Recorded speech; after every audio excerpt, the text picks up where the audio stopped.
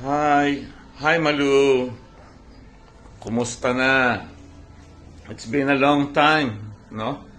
I still remember ang huli atang pagkikita noon. Even ang aking mga anak ay noong 18th birthday ni Cristel, no?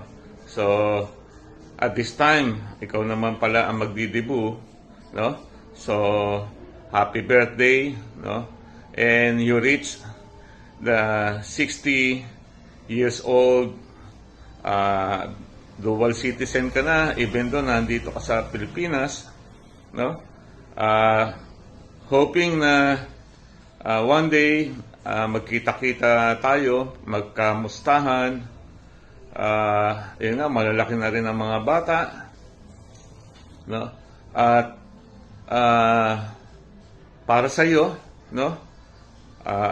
Ang prayer ko ay malakas na pangangatawan, good health, mainit na paglilingkod sa Panginoon. I know that, no? I know that. Alam ko yung mga pinagsimulan natin ni na Jerry, no? At salamat sa Diyos. At alam ko na mahal kayo ng Diyos. Even though hindi tayo nagkikita sa ngayon, naroroon ng pangangalaga sa inyo ng Panginoon, sa family. Yun.